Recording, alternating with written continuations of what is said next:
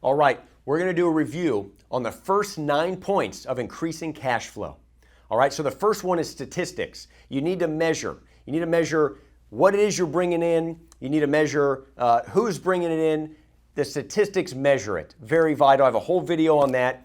You have to have, point number 2, you have to have a demand. You have to go, this is how much I need. 1, you know how much it is. 2, you need to know that you're asking for it. If you're not asking for it, you're probably not going to get it. I have a whole video on that as well. The links are below. The other one is willing staff. If you have a team, biggest thing about willing staff is they want to do it. Unwilling staff will find reasons. They'll act as your friend. They'll give you advice. They're not willing. They're not there to help you. Go do other things with them, but don't have them work for you, right? That's also covered in much more detail. Number 4 is investments. What I mean by investments is putting the money in areas where you're making money.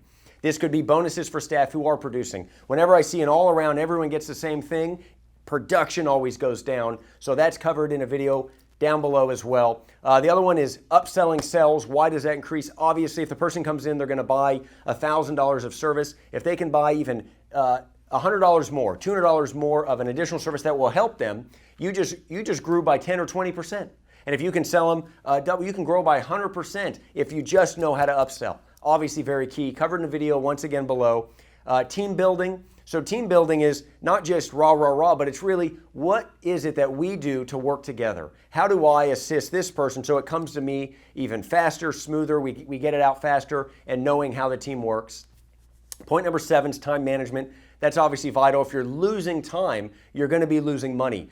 There is only so many hours that you can work that your staff can produce something. And if that time is wasted, so is the money. All right, covered below. Service fees. Now on this is obvious. If you're not charging enough, you're not going to be making enough. You're not going to survive. By raising your fees and at least keeping up with inflation, at least keeping up with the products or the different activities and making sure that you're definitely not the cheapest.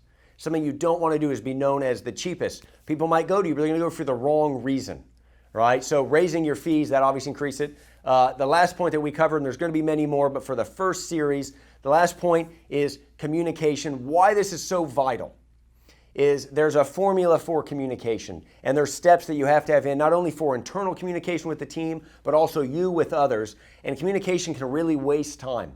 When it's not done right, when it's not complete, when people don't understand communication, they don't do it right. Just like driving a car, just like assisting in the dental chair, just like doing bookkeeping. If they don't know how to do it, they're going to do it wrong and create more problems, which just means you have to clean something up in the future. Look at every time you've had an upset. You've either had to clean it up or you had to avoid that area or you had to do something that was not normal or natural or definitely something that did not help you grow. So communication obviously increases cash flow, it just increases everything, but that has to be thrown in there.